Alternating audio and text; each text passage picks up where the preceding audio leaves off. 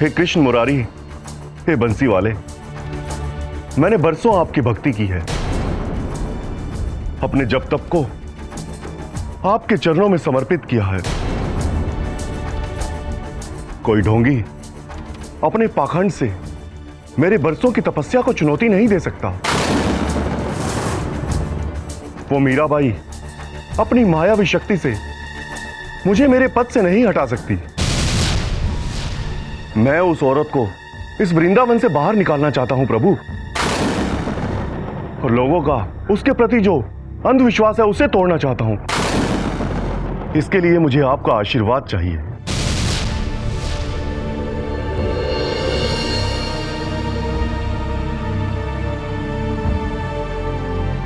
भक्तजनों, आज मुझे बाबा जीव गोस्वामी जी के साथ शास्त्रार्थ करना है।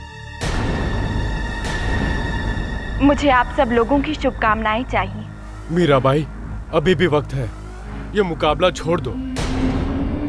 गोस्वामी जी बहुत बड़े ज्ञानी हैं। उन्हें शास्त्रों में हराना आसान नहीं है। चुनौती उन्होंने दी है, मैंने नहीं। उन्हें बरसों का अनुभव है। अगर आप हार गईं, तो आपको वृंदावन से निकाल दिया जाएगा। यदि उनके पास वर्षों का अनुभव है, तो मेरे पास भी मेरी भक्ति है, मेरे कृष्ण हैं।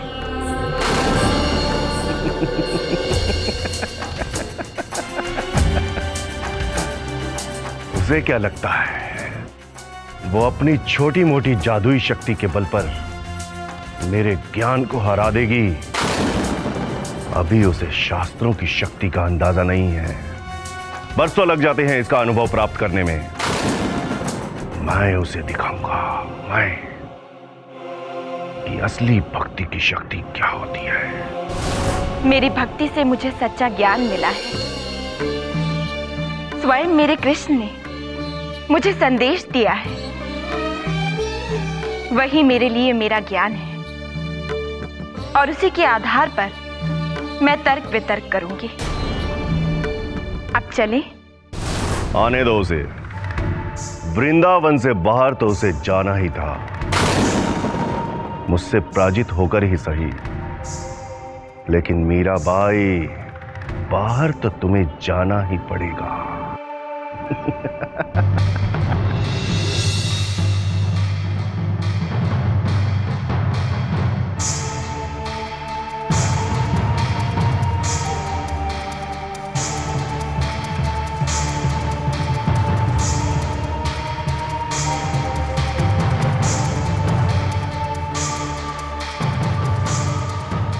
जैसे कि आप सब जानते हैं, हम यहाँ क्यों उपस्थित हुए हैं।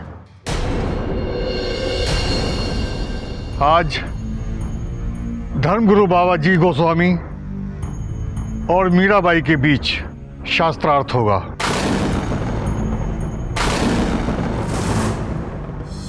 और यदि मीराबाई ने जी गोस्वामी जी के किसी भी प्रश्न का उत्तर नहीं दे पाई, तो उन्हें उसी क्षण ये वृंदावन धाम छोड़कर जाना होगा।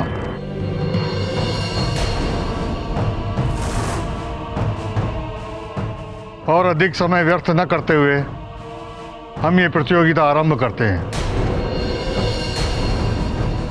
जी गोस्वामी, आप मीराबाई से प्रश्न पूछिए। ऋषिवर और यहां बैठे सभी श्रोताओं को मेरा प्रणाम।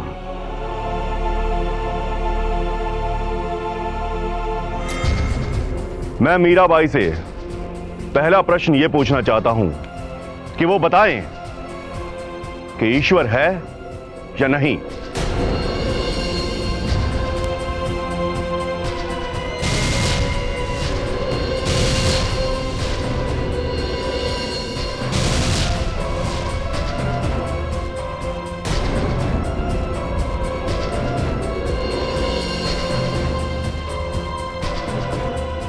मीरा, जवाब दो मीरा।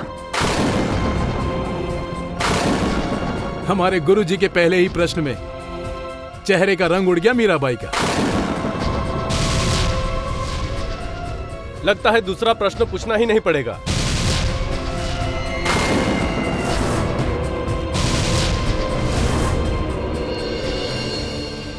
क्या आप इस प्रश्न का उत्तर नहीं जानते?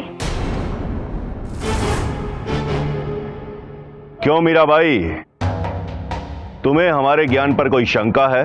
बिल्कुल भी नहीं। पर केवल किताबी ज्ञान प्राप्त कर लेने से कोई ज्ञानी नहीं बन जाता।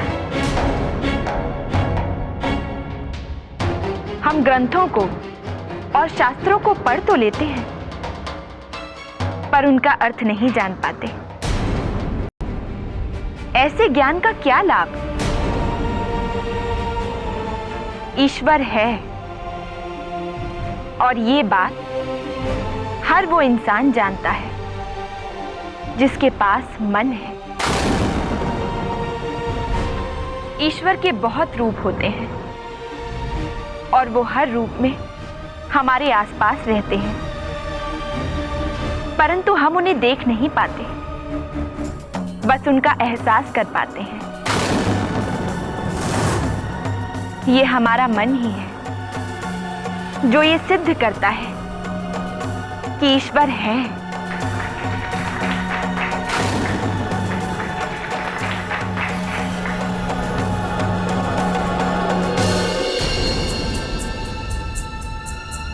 यदि ईश्वर हर रूप में हर जगह विराजमान है, तो बताओ मीरा, ईश्वर साकार है या निराकार? ईश्वर साकार भी है और निराकार भी। यह कैसे संभव हो सकता है? साकार वो होता है जो हर आकार में समा जाए, और निराकार वो होता है जिसका कोई आकार नहीं होता। फिर यह कैसे हो सकता है कि ईश्वर साकार भी है और निराकार भी? संभव है, क्योंकि ईश्वर में साकार और निराकार दोनों ही विशेषताएं होती हैं। चलो मीराबाई, तुम्हारी बात मान लेते हैं। यदि ईश्वर साकार है तो वो हम सबको दिखाई क्यों नहीं देता? और यदि वो निराकार होता है तो वो सृष्टिकर्ता कैसे हुआ?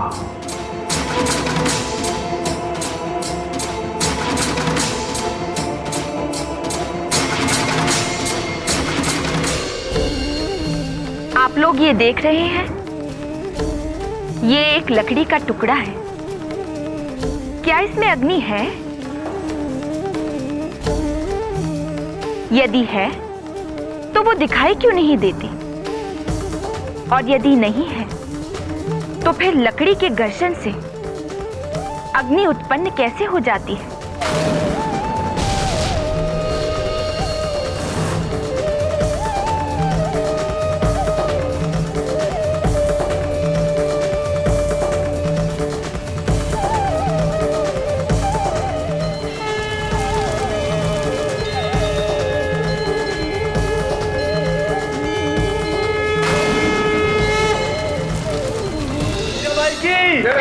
मीराबाई की, मीराबाई की।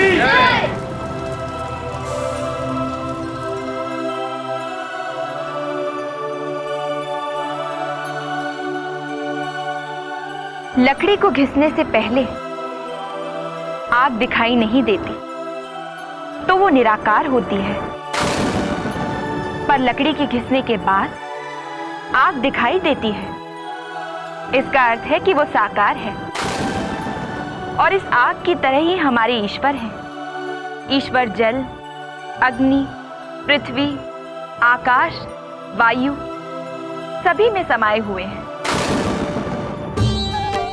अर्थात परमात्मा साकार भी हैं और निराकार भी। परंतु मीराबाई, अभी तक तुमने हमारे एक प्रश्न का उत्तर नहीं दिया। हमने तुमसे पूछा था कि यदि ईश्वर निराकार है तो वो सृष्टिकर्ता कैसे हुआ?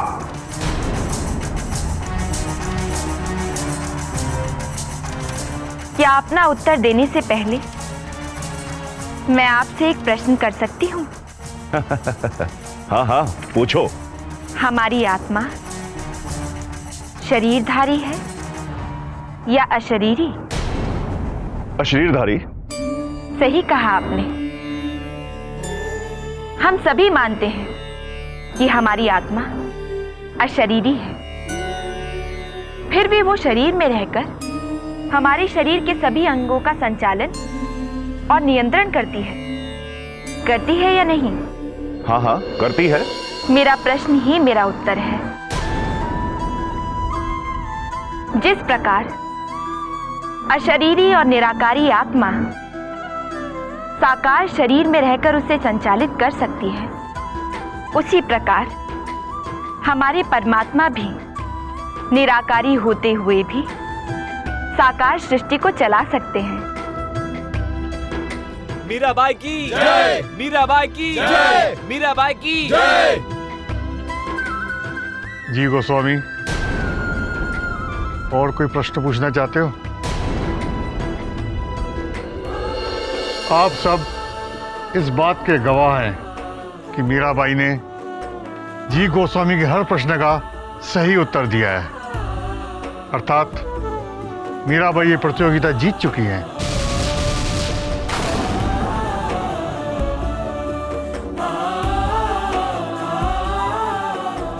और अब उन्हें वृंदावन धाम से जाने की आवश्यकता नहीं है, वो यहीं रह सकती है।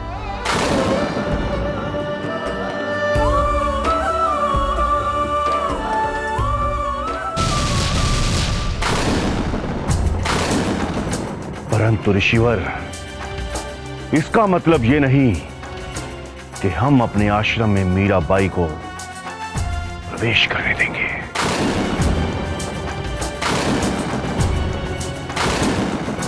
हमारे होते हुए ये कभी नहीं हो सकता, कभी नहीं ऋषिवर।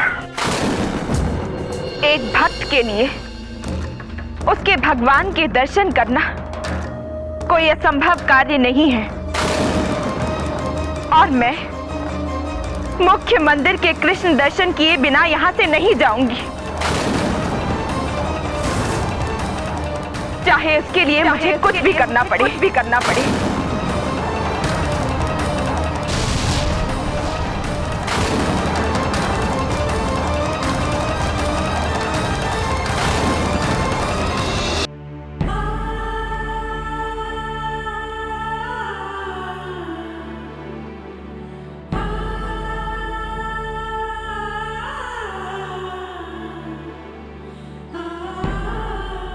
मीरा सो गई? नहीं। एक बात पूछूं? मीरा, हमें वृंदावन से चले जाना चाहिए। हम जब से यहाँ आए हैं सबके लिए समस्या और अपने लिए मुश्किलें खड़ी कर रहे हैं। ये तुम कह रही हो ललिता? इस धरती तक पहुंचने के लिए हमने जिन कठिनाइयों का सामना किया, क्या तुम उन्हें भूल गई हो? अरे ये तो परीक्षाएं हैं जिनसे हमें हार नहीं माननी चाहिए। नहीं मीरा, मैं हिम्मत नहीं हार रही हूँ। मैं तो उन लोगों की बात कर रही हूँ जो हमारी वजह से तकलीफ उठा रहे हैं। मुझे उनकी चिंता हो रही है, अपनी नहीं। मुझे भी उनकी चिंता है ललिता। अगर आज मेरी वजह से उन लोगों को कोई तकलीफ हो रही है तो उनकी सुरक्षा भी अब मेरी ही जिम्मेदारी है। हे कृष्णा, मैंने कभी भी नहीं सोचा था कि मुझे ऐसा कदम उठाना पड़ेगा। यदि मैं ऐसा नहीं करूंगा तो वो मीराबाई इस आश्रम के बनाए सभी नियमों को तोड़ देगी। मैं जो भी कर रहा हूं प्रभु, इस आश्रम की मर्यादा को बनाए रखने के लिए कर रहा हूं।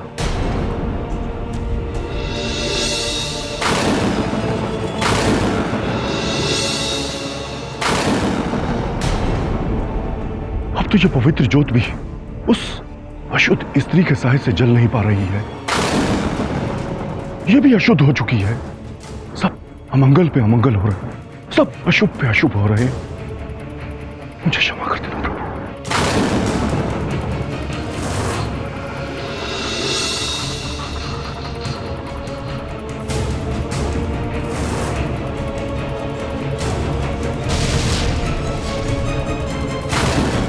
हमें वृंदावन आना था, सो हम आ गए।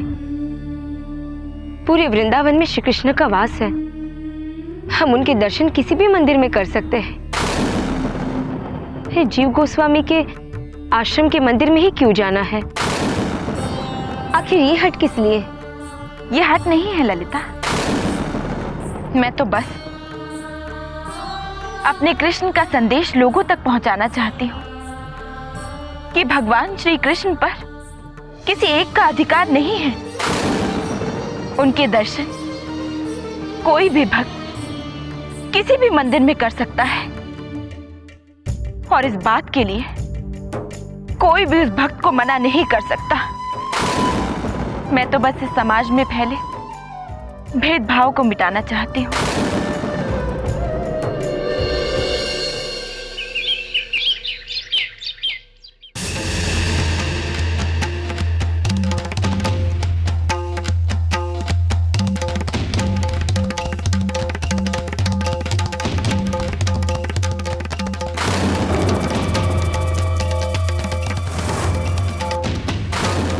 अनर्थ, अमंगल!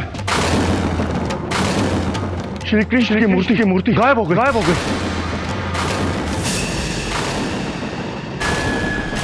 श्री कृष्ण की मूर्ति गायब हो गई। मेरे प्रभु की मूर्ति गायब हो गई। मेरे प्रभु की मूर्ति गायब हो गई। गुरुजी संभालिए अपने आप को। भगवान की मूर्ति का पता हम लगाते हैं, आप भगवान पर भरोसा रखिए। आप चिंता ना करें गुरुजी, अगर किसी ने भी मूर्ति चुराई है तो वो इसी गांव में होगा। हम चप्पा चप्पा छान मारेंगे और उस चोर को ढूंढ निकालेंगे।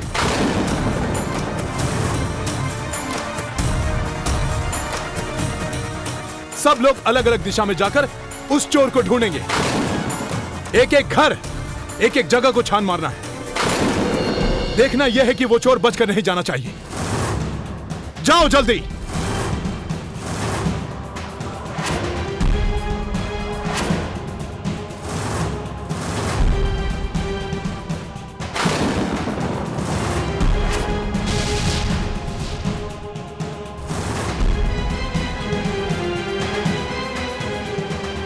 तुम लोगों ने कुछ सुना कि नहीं? क्या? मुख्य मंदिर की सोने की मूर्ति चोरी हो गई। क्या? किसने की चोरी? हे भगवान, अब क्या हो?